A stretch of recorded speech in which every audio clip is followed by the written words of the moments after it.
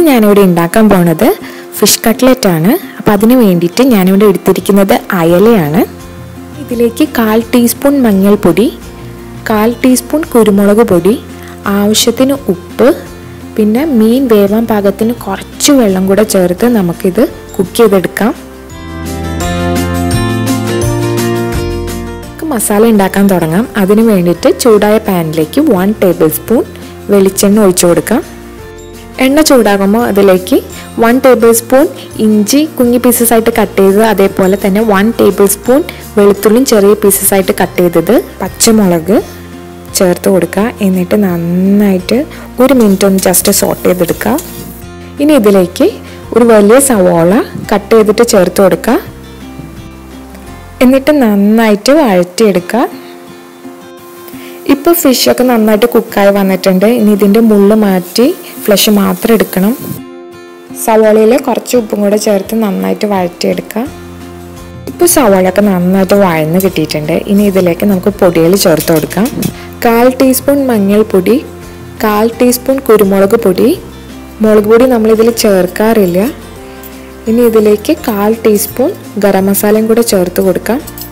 എന്നിട്ട് നന്നായിട്ട് ആ പച്ചമണം മാറുന്ന വരെ ഒന്ന് ജസ്റ്റ് വഴറ്റിയെടുക്കാം.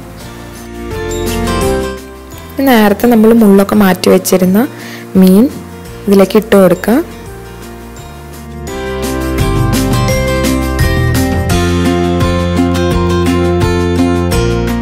ഇനി ഇതിലേക്ക് ഒരു വലിയ പൊട്ടാറ്റോ നന്നായിട്ട് വേവിച്ച് സ്മാഷ് ചെയ്ത് വെച്ചതാണ്, അതും കൂടി ഇതിലേക്ക് ചേർത്ത് കൊടുക്കുക. എന്നിട്ട് നന്നായിട്ട് മിക്സ് ചെയ്തെടുക്കണം. നിങ്ങൾക്ക് കൈ ഉപയോഗിച്ച് വേണമെങ്കിലും ഇത് നന്നായിട്ട് മിക്സ് ചെയ്തെടുക്കാം. ഉപ്പ് വേണമെങ്കിൽ ഉപ്പും കൂടെ ചേർത്ത് കൊടുക്കാം. ഫിഷ് പൊട്ടാറ്റോ മസാല റെഡി ആയിട്ടുണ്ട്. ഉണ്ടാക്കാൻ വേണ്ടിയിട്ട് കുറച്ച് ബ്രെഡ് ക്രംസും വേണം, അതുപോലെ ഒരു മുട്ട ബീറ്റ് ചെയ്ത് വെച്ചതും വേണം. കുറച്ച് ഫിഷ് പൊട്ടാറ്റോ മസാല എടുത്ത് നമ്മുടെ കയ്യിൽ വെച്ച് നന്നായിട്ട് ഉരുട്ടിയെടുക്കാം.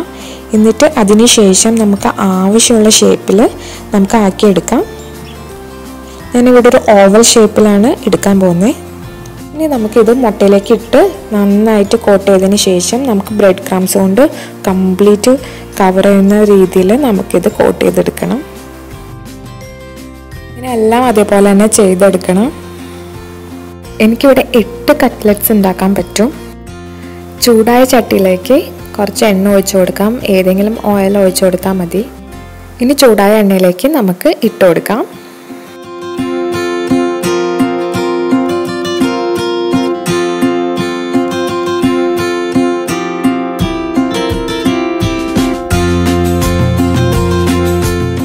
ഇടയ്ക്കൊന്ന് മറിച്ചിട്ട് കൊടുക്കുക.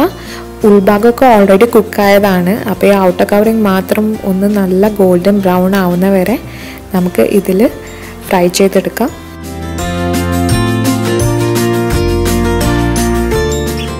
ഇപ്പം നല്ല ഒരു ഗോൾഡൻ ബ്രൗൺ കളർ ആയിട്ടുണ്ട്. ഇനി നമുക്ക് എണ്ണയിൽ നിന്ന് എടുത്ത് ഇത് ഒരു കിച്ചൺ ടിഷ്യൂലേക്ക് ഇട്ട് കൊടുക്കാം. അങ്ങനെ നമ്മുടെ ഫിഷ് കട്ട്ലറ്റ്സ് റെഡി ആയിട്ടുണ്ട്. നല്ല ഈസിയാണ് ഉണ്ടാക്കാൻ വേണ്ടിയിട്ട്. നിങ്ങളെല്ലാവരും ട്രൈ ചെയ്ത് നോക്കണം. ഇഷ്ടപ്പെട്ടിട്ടുണ്ടെങ്കിൽ വീഡിയോ ലൈക്ക് ചെയ്യണം, ചാനൽ സബ്സ്ക്രൈബ് ചെയ്യണം, കമൻറ്റ് ചെയ്യണം. താങ്ക്